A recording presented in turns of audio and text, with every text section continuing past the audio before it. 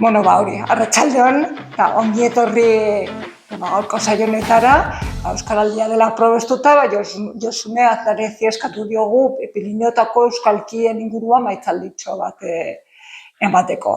Beraz, eskerrik asko, Josune etortzeagatik, eta, hori aurten gustatu nahi izan genuen, hori pixkat Nafarroan hitz egiten diren euskalki ezberdinen inguruan, jardueraren bat edo beste egin ahal izatea, egia esan ez dugu lortu, baina, bai egia dela urte hasieran Kondestablen udalarekin batera Txarriaran asko euskalkian egin zuten filme o dokumental bat ekarri genuela, eta hori ikusi genuen, eta, orain Josune Azane daukagu, Pirineotako, zonalde horretako euskalkiez hitz egiteko. Gehiago luzatuko, eta Josune Aznarez norden, lau gauza kontatuko dizuet, Josune Aznarez euskal filologiak ikasketak egin zituen, eta ikasketetan aditua da, irakaskuntzan aritu izan da, eta aritzen da, gaur egun ere, eta horretaz aparte, Pirineotako euskalkien inguruan hainbat lanketa egin ditu, eta hainbat liburu argitaratu ere. Hemen zuzen ere, hemen aurrak nire atzean daudenak, gero kentzan izenean ikusiko dituzuenak. Eta hoxe, gehiago luzatuko gabe, berari pasatuko diotitza, eskerrik asko, Josune, eskerrik asko etortzeagatik, eta hoxe, aurrera.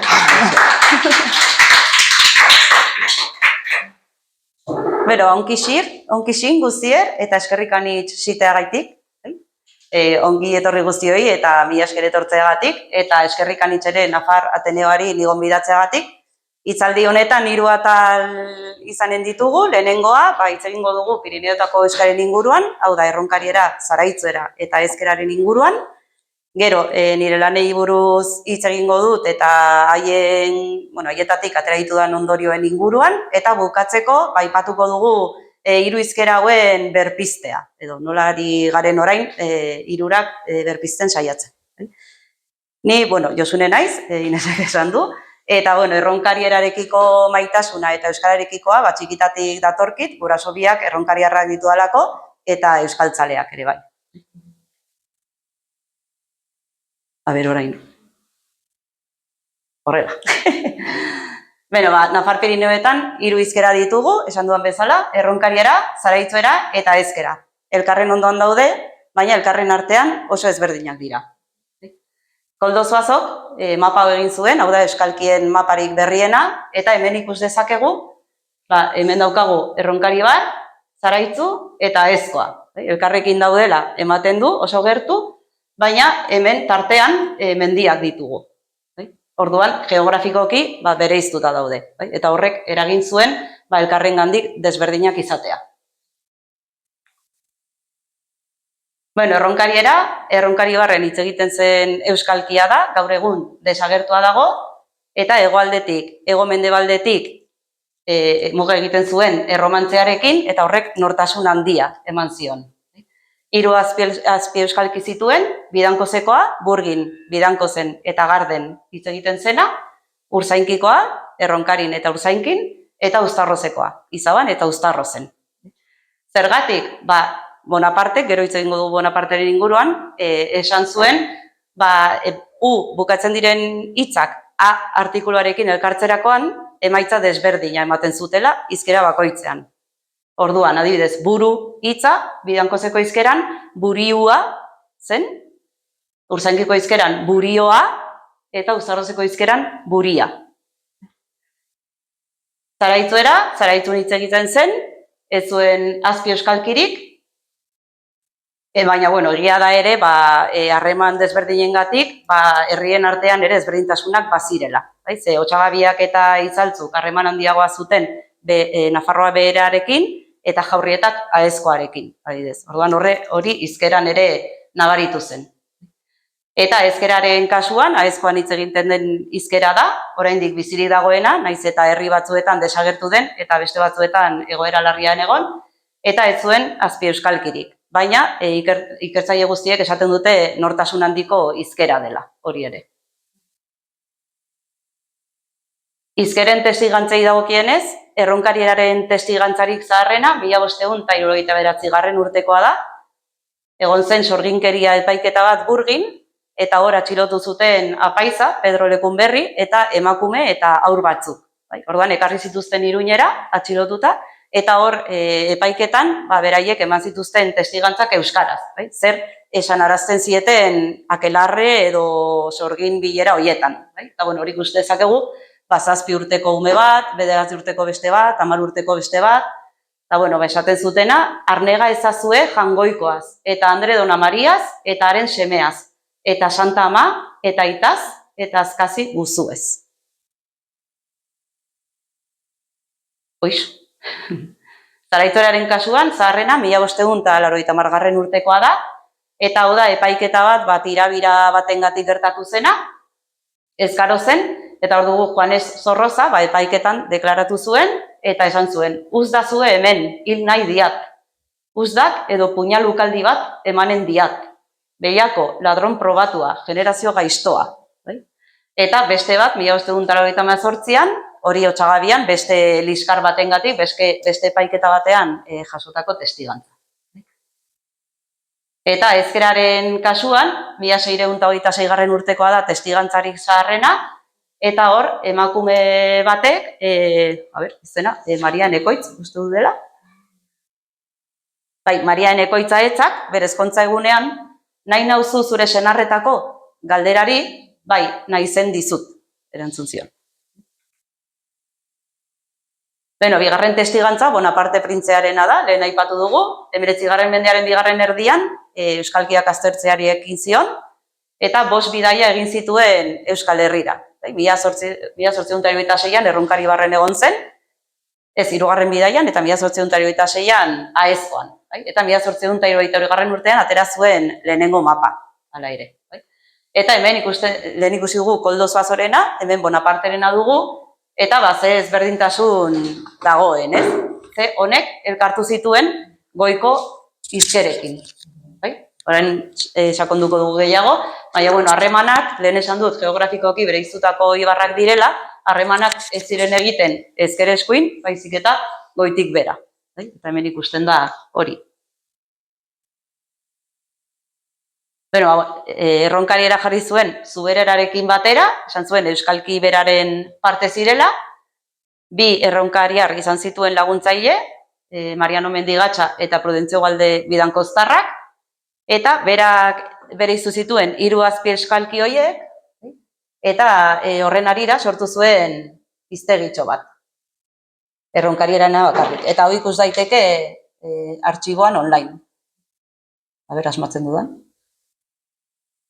Hemen ikusten dugu, Bidango, Zurzainki eta Uztarroz.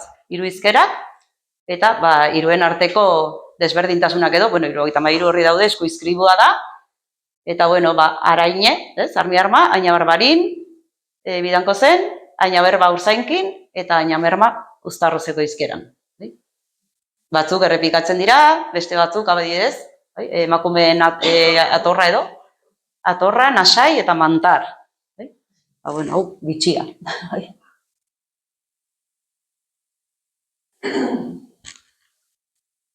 Zaraitzuera, ekialdeko Benafarrerarekin elkartu zuen, esan zuen hizkera bera zirela, biak, eta hori izan zuen izlari edo ikertzaile Pedro Jose Sanper Elizari Jaurrietarra. Eta ezkeraren kasuan, mendebaldeko Benafarreraren parte zera edo gauza bera zirela esan zuen, eta hor herritar askoren laguntza izan zuen. Garraldako erretorea, Garraldako beste gizon bat, Aribeko beste bat, eta gero beste asko ez dakigun hortzu ziren, baina hor biziago zegoen eta jendeak gehiago parte hartu zuen. Eta 3 hizkera hauen berezitasunaz ohartu zen, eta egin zuen beste hiztegitxo bat erronkarieраrekin bezala, baina erronkariera Zaraitzura eta ezkerarekin.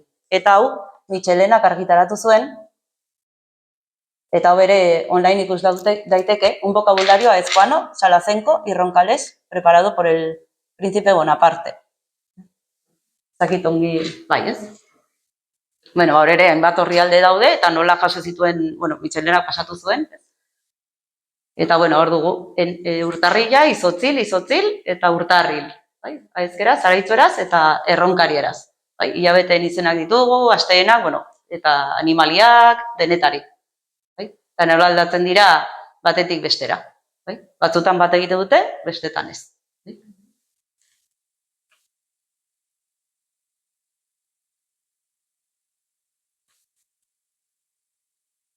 Beste testigantza batzuk, Orreaga balada euskaratu zuen Pedro José Sanper Elizarik, Julian Gallarrek 1882 urtean, bere izeba Juanari gutun bat idatzi zion Erronkariraz Bartzelonatik, Federico Garralda Otsagabiarrak Euskal Esnalea aldizkarirako asmakizunak, ipuinak, aurren jolasak bildu zituen, 1915-tik 25 bitartean, hainbat artikulu argitaratu zituen. Azko ere ibili zen Bonaparte eta gero, bere hiztegi dikzionario trilingüe horretarako, hitzak biltzen, 3 ibar hauetan, eta artikuluren bat ere idatzi zuen hauen inguruan, eta geroztik asko dira aztertu duten, 3 hizkera hauek aztertu dituzten hizkuntzalari eta gramatekariak. Estorne Sanaiak, Koldo Artola, Aitor Arana, Iñaki Camino, asko ditugu. Hemen ikus dezakegu argazki bat, Uztarrozen egindakoa 1975 urtean, eta hemen ditugu Jose Maria Satrustegi, Luis Maria Irigaray, Pedro Diez de Uzurrun, Jose Angel Irigaray eta Ingeru Irugaray. Eta hor daude, Uztarrozeko Ricarda Pérez Marco, Teodora Laiana eta Timotea Labarirekin, elkarrizketatuak izan aurretik. Eta hor agertzen ziren bere magnetofoi hoiekin, eta hoiei esker, artikulu asko ditugu, gero aipatuko ditugunak, eta lan asko, eta ikertu dezakegu. Naiz eta galduta egon. Eta orain entzegongo ditugu azken hiztunak hizketan. Ahotsak.eus plataforman daude, eta entzungo dugu zatitxo bat. Bakoitzetik, lehenengo Erronkariera. Erongi entzuten den. Behin kontatu zien nola bestitan zen eskaxak eta txuntxunaren dantzatako. Berizkia. Eta ikutzen xabi. Eta joizima marta guardarek edo kilarekin lehena. Eta gero beste bat. Eta erraitatu duna. Baina guztiaren da, eta kilarekin. Eta denean, hora irita, arketan bai badeko ultiaren ego erakustako, kenteliata. Bai. Horbian etia arketan. Ez. Azken, beste bateko eta duriau. Eta zer beste bestitan zein? Antorla, baina, guztia borrari, eta justizioan, guztia, ikon nahi bere baina.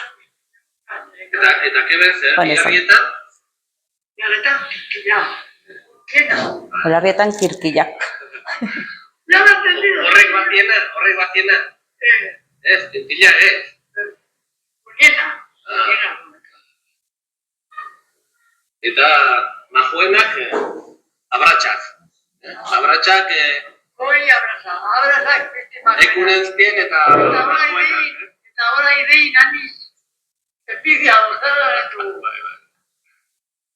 Hor ditugu Koldo Artola eta Fidela Bernat, azken hiztuna hizketan.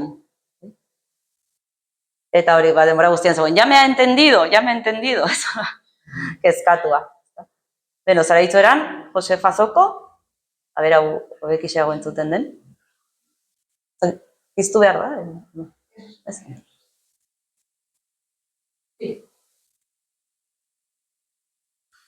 Zanean erabiltzen ziren gainakoa.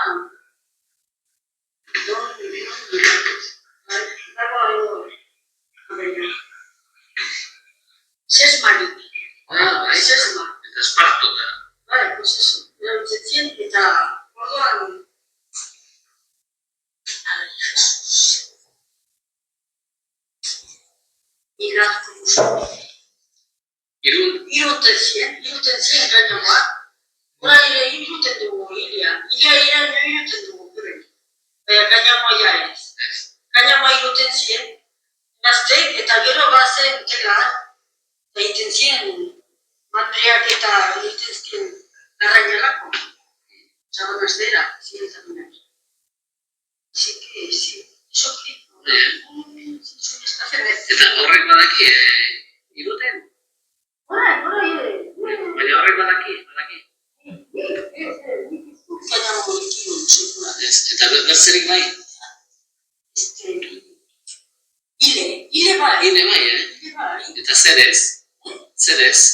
Edo zerekin iruten zuen? Zurekin, murkilarekin eta aldatzarekin.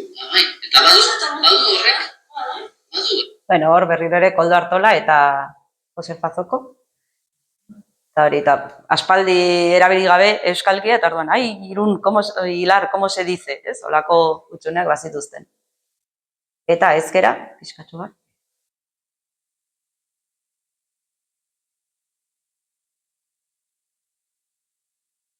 Aborrepean euskara hartzez galdua. Bai, hor gauri da. Eta nola da hori? Juan Itzari dago, pequeña que será, perdera. Eta txatia, eta orduan nika nion egin utzina. Baina eskurara Ikasten nintia erdera. Baina, orduan denbora eta gotik aten ginen ez eskola. Ni bederatzi urtetan, edo 10 urtetan, adiós. Hala, como se dice en vasco o en castellano, a buscar el curusco. Orduan guziak delegatzen ginen euskara. Eskolatik latan guziak euskara. Eta gero soldau panitzalenea, nik egin erdera. Eta berri egiten txatia. Orduan jata. Erdera. Claro, segitu bat eta horreko aprezio izan bazko erdera, euskerak. Baina orduan ez euskerak. Eko bai. Frank Borgita, errodazek euskera. Bueno, hor, soldadu joan zeneko garaia, hor bai euskara ezin zutela erabili. Herrian ere ez, baina gero are gutxiago. Bueno, ezaugarri batzuk aipatuko ditugu, erronkarieran adidez, aditzi zenak, tan egiten dira, ten egin ordez. Egiten, egitan, esaten, erraitan. Norekin, kin ordez, ki, emazteki, gureki, erakusleek hasieran ka dute, hemen keben, hau gaur, eta hasierako jota isa. Jan, san, etorri xin, baina zubereran jin, edo jin, jarraitu sarreki, zaraitzoreren kasuan, nora kasua, ala, egiten dute, bordara, bordala, etxera, etxeala, eta erronkarieraz bezala, erakusleek hasieran ka dute, hemen eta kau, hori da. Bai?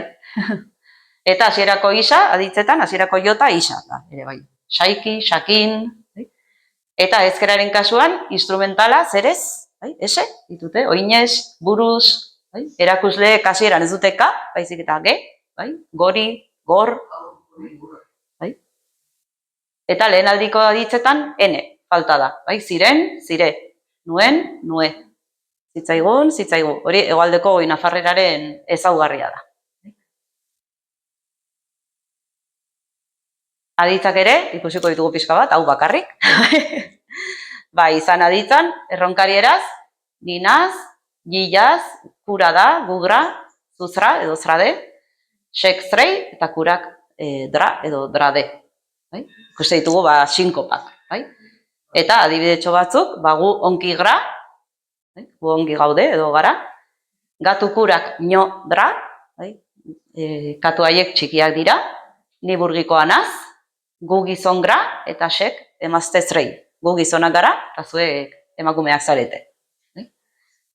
Zaraitzoeran, ni niz, i iz, kura da, gu gra, zuzra, ziek zradie, eta kurak dra. Esaldi berdinak, gu on edo nik gra, gatu kurak txikin dra, ni eskarozeko niz, gu gizon gra, eta ziek emaztez radie. Eta ezkeraz, ni niz, giz, gura da, orain guztu ge hori, gu gira, zuzira, zek zirate, gaek dira. Eta hemen, guzti dugu, bukaerako ene hori, horrekorrean falta dela.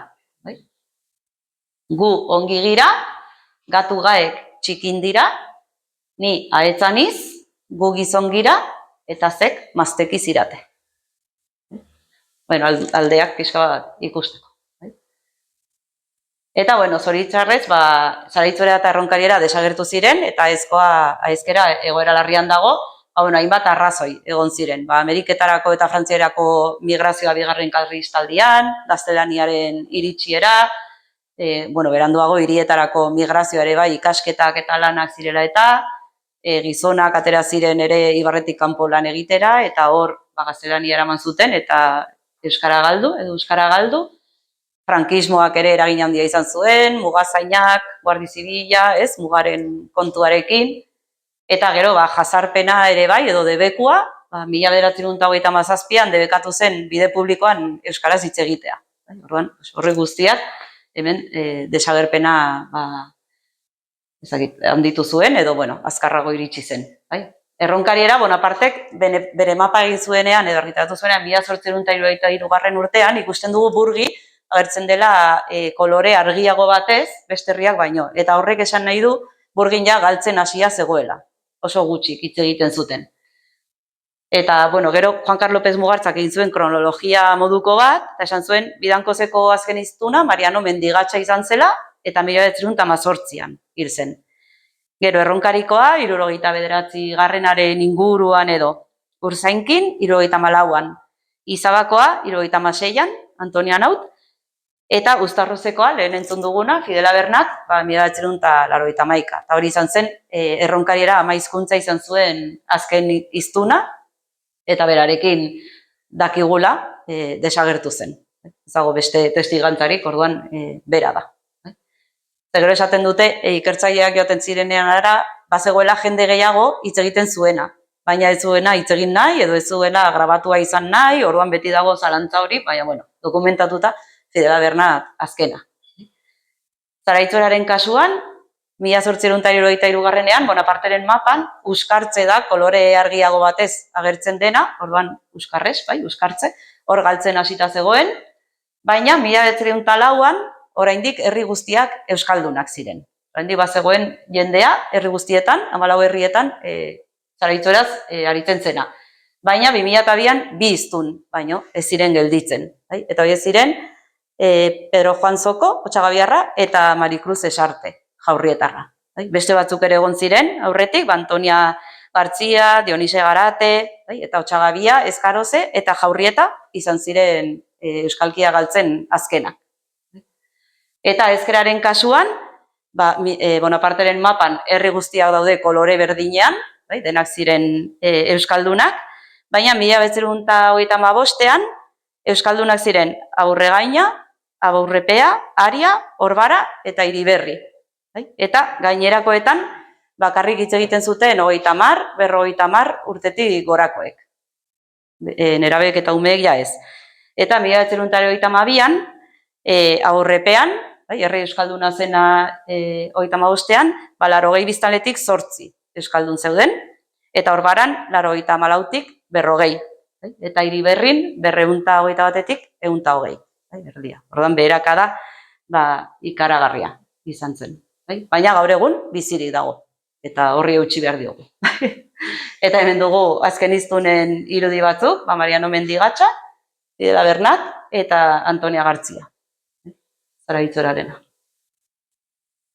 Baina jende asko joaten zen, Altzai Baldetara, orduan aldatzen zen asko euskara.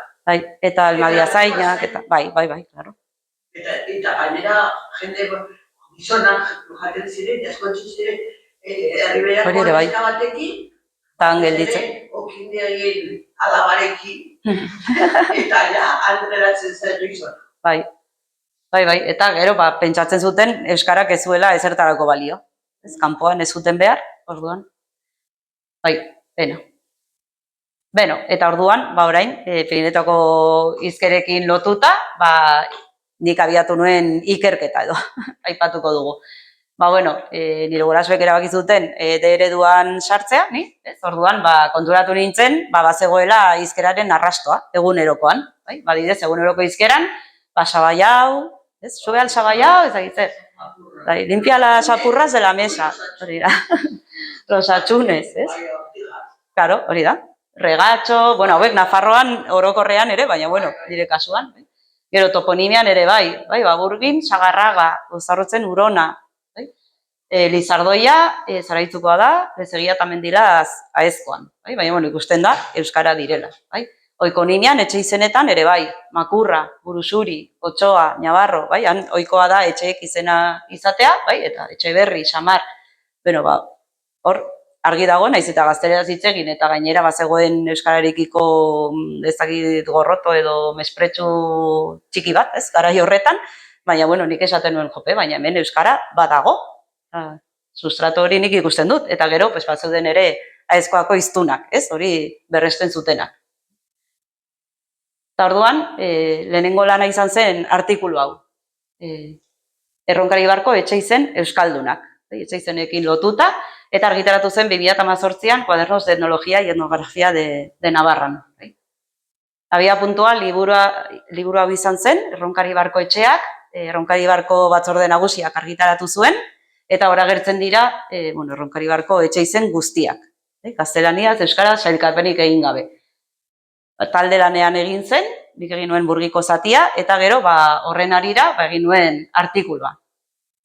Lehenengo, 3 atal ditu, lehenengoan erronkariera zer den, definizioa, ezaugarriak, testigantzak eta desagerpena, hemen aipatu duguna. Gero, etxe izenak zer diren eta zer jatorri duten, izan daitezke pertsona izenak, izen txipiak, patronimikoak, izengoitiak, toponimoak edo erabilera zapatagin edo olakoak, ez? Adierazten dutenak. Eta 3. zatian, lotu nituen erronkariera eta etxe izenak. Orduan, herri bere iztu nituen euskaldunak direnak eta euskaldunak ez direnak, gero euskaldunen artean, hoietako zeri dagokien, pertsona izenak diren, hipokoristikoak diren, eta gero ikuspegi orokorra eman nuen. Hemen dugu Garderen adibidea, zebaitu ere taulak eta grafiko batzuk, larun batean izango da Euskararen eguna Garden, orduan horregatik Garde aukeratu dut. Orduan hori ikus dezakegu, Garden nagusi direla etxe izen ez euskaldunak, baina euskaldunak ere badira. Eta gero sailkapena, hau herri guztiekin eginda dago, bi taula hauek, zeintzuk diren pertsona izenak, hipokoristikoak, patronimikoak, izengoitiek irabazten dute, toponimoak, erabilerak eta izen berriak. Eraiki diren etxe berrietan, edo utzi zirenak eta beste norbaitek hartu ditu. Eta ondorioak, atera nuen ondorioa izan zen, etxe izenek euskararekin eta erronkarierarekin lotura ezin argiagoa dutela, abizenen kasuan edo patronimikoen kasuan, Maisterra, Baraze, Krutxaga, Bidart, Gorria, bustidura ere palatalizazio hori gertatzen da, Lazaro ordez, Latxaro, orain jendeak uste dela Latxaro, baina ez Latxaro. Claro, Latxaro, baina ez Latxaro zen izena, Lazaro horretatik, Xapatero, Menji, Antxon, Tellagorri, atzizkiak ere euskarenak dira, etxeko, Berdaiska, Pedroisko, Bidangoztar, Frantxo, hitzelkarketa ere gertatu da, Laspidea, Latx bidea, Latxa edo errekarako bidea, Burusuri, eta genitibo hori, Rena, hori Bidangozen mantendu da, beste herrietan ez, Danielena, Montesena, Danielna, gero kontrakzio horrekin, Txinkopak ere bai, Gambra, Landarna, hauek gehiago erronkarierarekin lotuta, eta palatalizaziorik ez gertatzea, Kabila, Enea, Txoromilo, eta, betetzen da desagerpenaren bidea, lehen Uzarrozeko hizkera izan zen desagertzen azkena, eta etxe izenetan, Bidankozeko hizkeran 151 dira euskaldunak, Urzainkiko hizkeran 58,37, herri horietan, eta Uzarrozeko hizkeran gehiago, orduan betetzen da, gutxigatik bada ere, bide hori. Ibar osoa kontutan hartuta, etxe izen euskaldunak nagusi dira, 935-tik 520 dira euskaraz. Eta gehienak abizenak, patronimikoetatik eratorritakoak. Eta hemen dugu ikuspegia, nagusi horiek. Eta Uzarrozeko hizkeran aldatzen da eta irabazten dute izengoitiek, Izaban eta Uztarrozen. Baina Ibar osoa kontuan hartzen badugu abizenek. Eta gero, arrasto horiekin jarraituz, egin nuen euskararen eleak. Gaztelanian, gaztelaniaz egiten da, orain euskara bueltatu da, gaztelania hutsean, baina hitz asko badira euskararenak. Orduan, hango guztiok nik uste inoiz egin dugula zerrendatxo bat etxean entzuten ditugun hitzekin, eta nik bihurtu nuen liburu. Eta Pamilak argitaratu zuen 2008an. Bueno, abia puntua, liburu hori izan zen, euskera nel habla cotidiana da zen de Berrioplano, edo euskara Berrioiti izendeako eguneroko hizkeran, 2014an argitaratu zuen Berrioitiko udaletxeak, eta, bueno, nire bikoteki da, Añezkarkoa da, orduan Añezkarren geundenean, etorri ziren, hango batzuk, grabatzera, bere osabaizebak. Eta hor, esan nuen, zergatik ez dugu egiten antzeko zerbait. Bueno, emaitza euskararen elea, bai?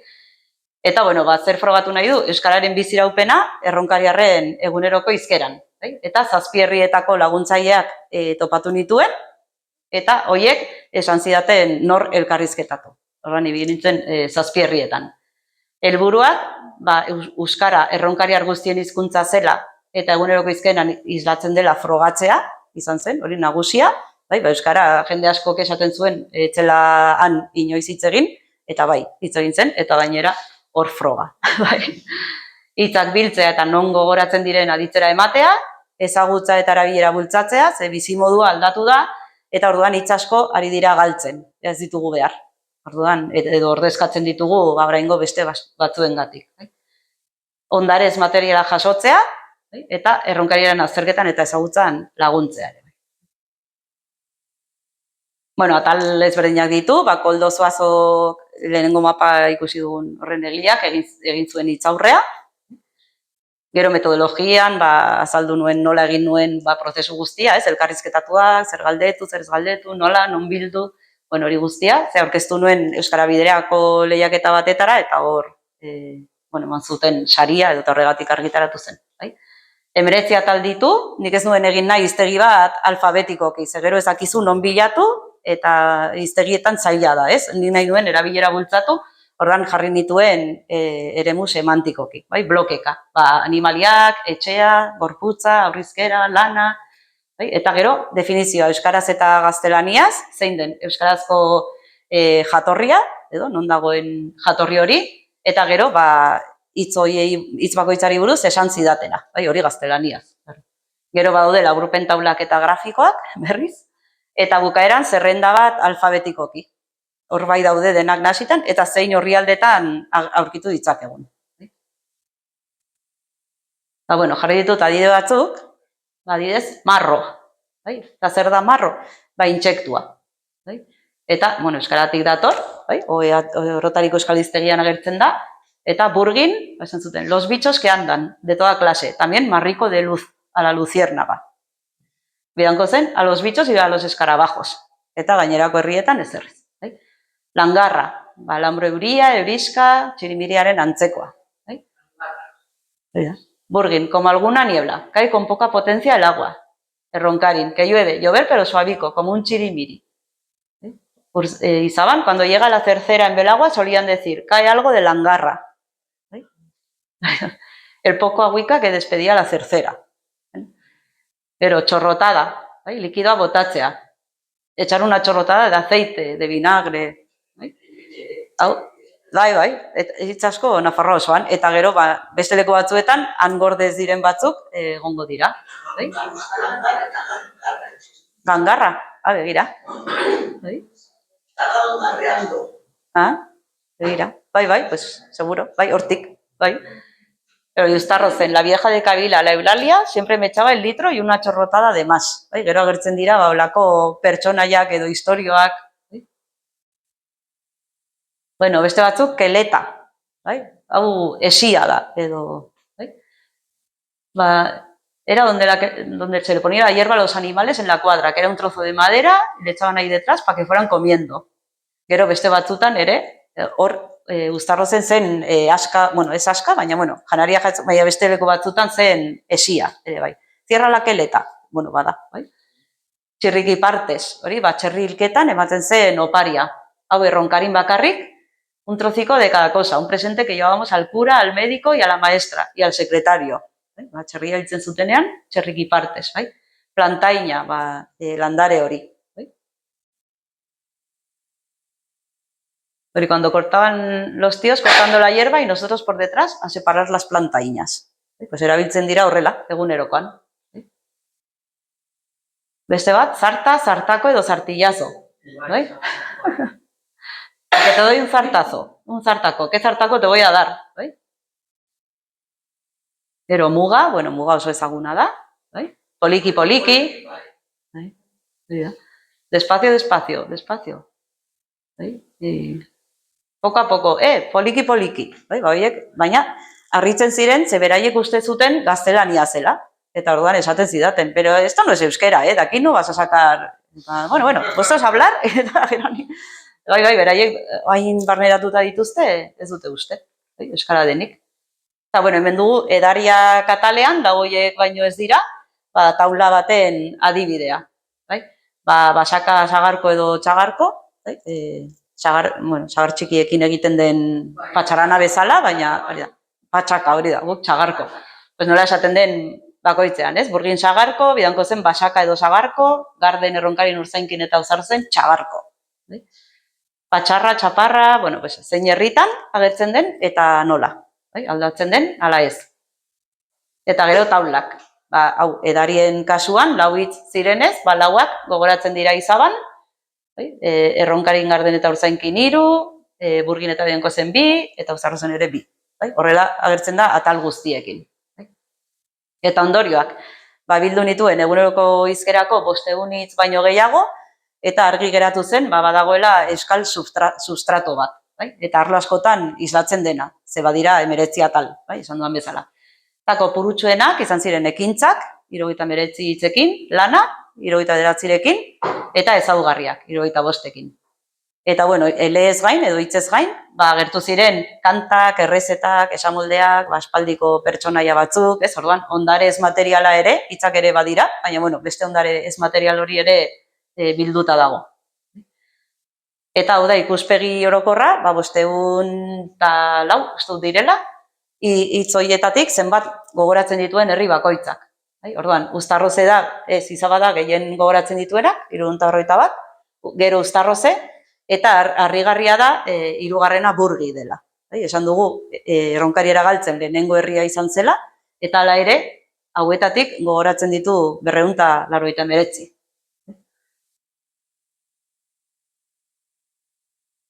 Eta, bueno, artikuluaren eta liburuaren ondorioak, euskarak erronkariaren artean bizirik jarraitzen duela, etxe izenetan, hori da lehen ikusi dugun taula, eta eguneroko hizkeran ere bai. Orduan, zer egin behar zen orain? Hizkera hori sustatu edo berpiztu. Eta horretara etorri zen hurrengo liburua, oinarrizko hiztegia. Eta hemen batzen dira Pirinioetako 3 hizkerak. Laminarrak argitaratu zuen 2022an, eta abiapuntua Portuetako Euskalkien foroa izan zen, 2021an, egin zuten lehenengo foro hori Ariben, eta elkartu ginen Pirinioetako euskalkiekiko maitasuna genuen zenbait biztanle edo ez dakit edo ondorengo, eta hor zagoen Erroibar, Esteribar, Artzibar, Zaraitzu, Erronkaria, Ezkoa, eta euskalkiak edo hizkerak nola sustatu, ez? Nola ze bultzada eman. Eta ideia izan zen, hiztegitxo bat egitea, gure orain aekari esker eta D ereduari esker, euskara bueltatu zenez ibarroietara, orain ea bakoitzak bere nortasuna islatzen zuen edo txertatzen zuen batuan, ez? Euskara batu horretan. Eta, azkenean ardura hartu nuen, eta hor atera zen, hor emaitza dugu. Hor ere adituak laguntzaile izan dituen, erronkariera birpasatu zuen Alberto Angosek, Zaraitzuera Aitor Aranak, eta ezkera Jon Retegi, Ariako gazte bat, ezkera etxetik jaso duena. Helburuak, esan dut hitzak, gure egunerokoan txertatzea, 3 ibarretako hitzak aditzera ematea, eta euskalkiak jende gehiagoren gana hurbiltzea.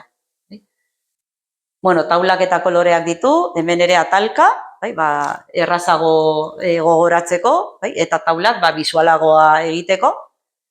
Atal bakoitzaren hasieran argazki bat dago, liburu praktikoa da, eta hutsuneak ditu, taulak dira, baina taulak batzutan badute bukaeran hutsuneak dituzte, eta bukaeran badago taula bat osorik hutsik, norberak osatzen jarraitu dezan. Bai, aurkitzen badu hitz bat ez dagoena, puntatu dezake hiztegitxoan.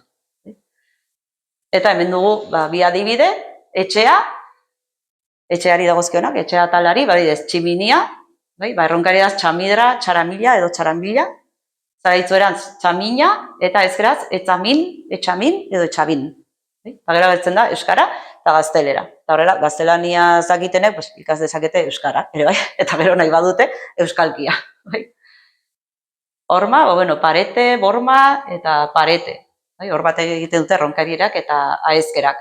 Sarrera, sargu, sargo eta eskatze edo eskaratze. Aulkia, hiruretan katedra. Aiztoa edo labana, erronkariaz ainzto, zaitzueraz gamita edo gaminta eta ezkeraz kamieta. Bakoitzak bereak jarditzan. Eta herria, beste bat ikusteagatik, hilerri adibidez, Elizauri edo Camposanto, zaitzueraz Camposantu, eta ezkeraz hilerri Zimitorio edo Sanduzelei. Kale, hiruretan karrika. Eta hango guztiok orain erabiltzen dugu kale. Zergatik ez erabili karrika. Gurea dela, eta ez kale. Ikasi dugulako kale, baina ea karrika erabiltzen dugun. Batzuk ez dira aldatzen, bide, adidez, azkenean euskara da, orduan batzuk bat egite dute batuarekin, baina ez batzuk ez. Eta, ondorioen artean, hiru hizkeretan bereziak diren eta bat egiten duten hitz batzuk ditugu, adidez, barraskiloari karakol, hiruretan. Katuari gatu, kaleari karrika, amaika, amairu, amalaur, ameka, amairur, amalaur. Jan, xan, hiruretan. Bihar arte, bihar artio. Labur, liabur, ibaia, ordez, ugalte edo ugalde. Berandu, berant. Lore, ordez, lili. Atea, borta edo porta. Esnea, esne. Emakumea, mazte edo emazte. Nahiko, aski. Hileari, bilo. Ze hile, bazen animaliena. Eta pertsonena, bilo. Esan, erran, eta egunonik. Eta gainera ikusten dugu, askotan bat egiten duela euskara nafarrarekin. Bilakaera duten hitz batzuk ere badaude, erronkarieraz, afariari, aigari, esaten zaio, zaraitzueraz abari, eta ezkeraz afari. Ongietorri, onkisin, ongisin, eta ongietorri. Eta zein da zure izena, zoin da zure izena, zoin da zure izena, eta zein da zure izena. Eta hemen ze ondorio esatzen dugu, erronkariera ezberdinena dela, zaraitzuera bada bien arteko zerbait, eta ezkera batutik gertuen edo dagoena.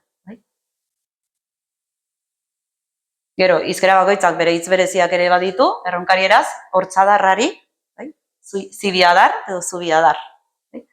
Larun bata, neskan egun. Tximeleta, berri ontzale. Gutxi, txiki, eta berde kolorea, hori urdin. Gero, zaraitzueraz, asteburuari, astean azken. Lapiko, beskota. Errota, eiara.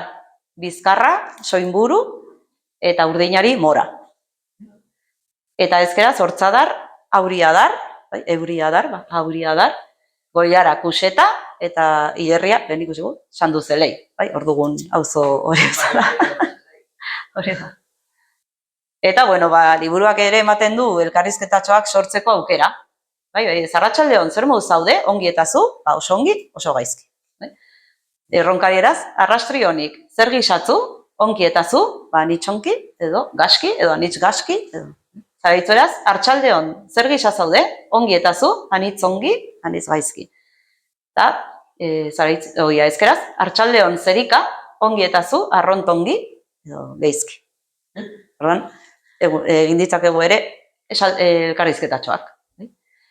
Eta hizkerak sustatzeko ere, kasu honetan erronkariera bakarrik, eleinoak izan dazkenekoa, Laminarrak argitaratu zuen 2024an, eta hemen abia puntua izan zen Contribución al conocimiento del dialecto roncales, Michelena, Sansinenea, batzuek egin zuten artikulu bat, aspaldikoa, grabatzen zituzten magnetofoiekin, baina tarteka hiztunek kontatzen zituzten ipuintxoak edo pasadizoak.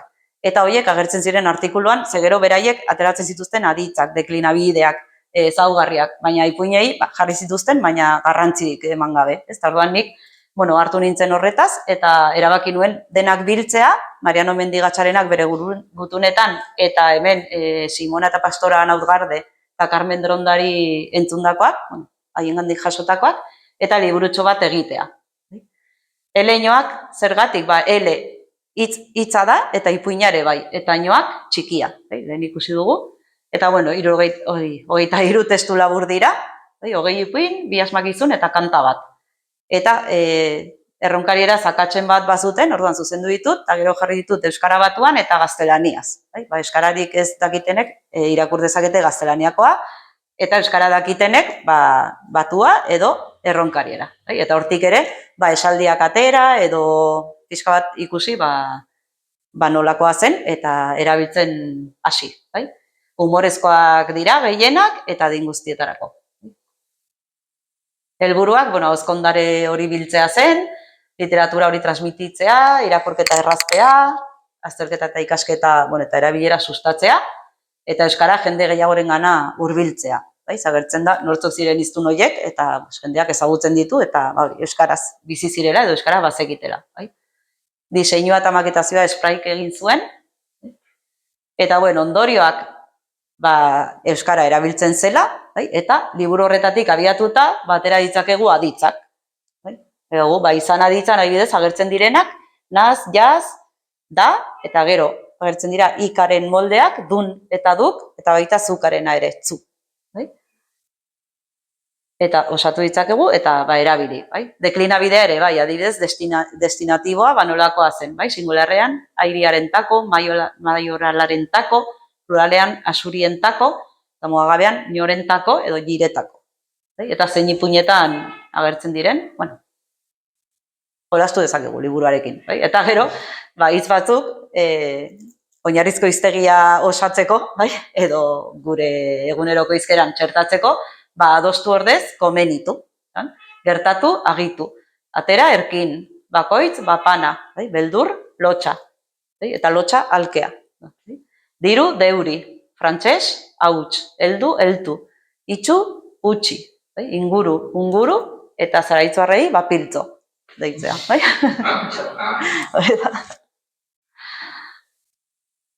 Eta gero egin nituen pertsona izenei buruzko 3 artikulu txiki, nolan aldizkarian argitaratu zirenak, zertarako, aurrei hizkera horietako izenak jartzeko. Lehenengo izan zen proposamen bat, nik hiztegiak hartuta, gustoko nituenak, zaraitzueraz eta erronkarieraz, eta nire seme alabak dira Osane eta Arets, erronkarieraz, Oiane eta Aritz, baina erronkariaz, Osane eta Arets. Eta hori abertzen dira, gero beste bat, elizak, baselizak eta monasterioak, San Pedro da Burgiko eliza. Pedro nola zen erronkarieraz eta nola den euskaraz, ez? Pedro norbaite jarri nahi badio, edo Castillo, edo Camino, edo jar dezala euskaraz, ez? Horrela, erronkari barko eta Zaraitzuko eliza eta baseliza eta monasterio guztiekin.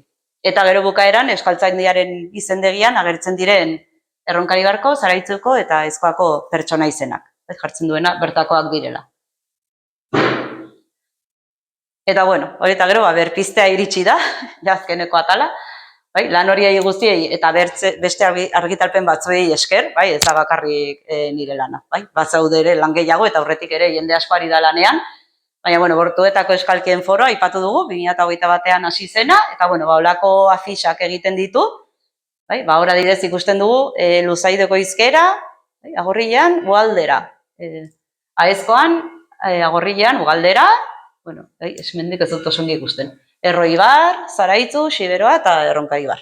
Bakoitzean nola den esaldi berdina. Eta gero, hizkera bakoitzarekin bat, asko daude, baina, erronkarierena hartu du, nola den batuan eta nola behar duen erronkarieraz. Hori, Bortuko Euskalkien foroaren lana. Kebenko taldea, erronkari barkoa, aspaldi sortu zen, eta, orain ari da, punta berritu da, eta erronkariera sustatzen, ez? Orduan, olako irudiak edo prestatu ditu, badakizuan nola raitan den tximeleta erronkarieraz, Berrion zale. Eta azkenekoa, euskaraz eskribitako gida inoa, euskaraz idazteko gida txikia. Eta bidali diogu, udaletxei, kirol elkartei, eta gauza elkarte guztiei, hilabeten izenekin, astegunen izenekin, zenbakiak, bingo bat egin nahi badute, zenbakiak esan ditzaten erronkarieraz, ez? Eta gero, bukaeran, mus txapelketa nola den, edo aurrentzako jolasak, eta ea animatzen diren. Eta, bueno, uste dugu harrera ona izan duela. Horretan, eskaintzen dugu utzulpen zerbitzua, ere bai, nahi duenak erabiltzeko. Gero, erronkari barko eta Zaraitzuko euskara zerbitzua ere, lanean ari da. Olako 2 lehiaketatxo egin zituen, erronkari barren eta Zaraitzun, eta gero bazen jolas horietako bat, eta gero gehien asmatzen zituenak, horrek saria, ez? Eta karteletan ere, Leinabentuak 10 igantea. Hori izan zen, aurreko ikasturtean, aurreko urtean, ikasturtearen hasieran, eta orain ikusi dut irakurle taldearen, berriz elkartuko direla, eta Garagarzarroak 2 jarri dute. Kaina jarri garrean, Garagarzarroak 2. Horan, ari da. Eta gero zerika dugu, baina zerika aspaldi ari da lanean, aezkoan, 2012 urtean sortu zen, eta gauza asko egiten dituzte. Aezkera ikasteko tailer trinkoa, aezkoako euskara ditu, elkartzen dira hiztunekin, adinduekin, eta haiengandik ikasten dute, eta 2012 ari dira lanean. Eta gero, karteletan ere islatzen da. Hortzilarea, Iberriko 6ak, eta, argitalpenen artean, zer erabiltzen dugun berpizteko edo sustatzeko, hiztegiak, hau berria da, zerika taldeak egin du, argitaratu berria, eta Zaraitzueraren hiztegia, Aitor Aranarena da, eta 2. edizio berria prestatzen ari da, berrituko du, orain. Gramatikak, ere baditugu, ikerketak, hemen, Federico Garraldaren liburua, Euskal Esnalean idatzi zituen artikuluekin, Letangoak Koldo Artolarena. Eleberriak ere baditugu, Dorian Greiren erretratua, Zaraitzuerezago, eta erronkarieraz aterako da berehala, Xamarren etxera bidean, ipuinak ere baditugu, aezkeraz eta Zaraitzueraz, komikiak, gutunak, eta, gero, artikulu guztiak. Eta, hor jarri dut ipuintxo bat, Leñoak liburuarena, zakit, irakurriko dizuet. Honek zer ikusia du erronkari barko armarriarekin. Armarria da zubi bat, musulman edo moro baten burua, eta, beti esaten da, emakume batek moztu ziola burua, eta burgikok esaten dugu burgiko bat izan zela, Uztarrozeko bat, eta horregatik jantziak dauka hemen gorria. Odola erori zitzaiolako, eta horregatik dagoena gorria. Izagatik Uztarrozerako bidean agitu zen. Mazte batek lepua ebaki ziozun, eta mia gentu ziozun agutik, eta foiara, poltsikora, sartu. Eta gero, ez ezein nahi sinetxi, maztiak hil ziela gizona. Eta gizon batek erraitan ziezun arek hil ziela. Eta gero, maztiak kontestatu ziezun, soan litiala miratra gizonari ahua. Eta erden zezein mia falta zela. Eta maztiak erkin ziezun foiatik mia. Eta erakutsi ziezun. Eta gunian, sinetxi zezein, arek hil ziela. Eta gero, esan duen bezala, gertzen da, batuaz eta gaztelaniaz. Raza ez da, erronkariera. Baina, horrela, konparatu daiteke eta ikasi. Eta, gero, bibliografia, zer argitaratu den hizkera bakoitzean, norbaitek nahiko balu, pasatuko dio. Asko dago. Eta hori, eskerrik anitz, eskermila.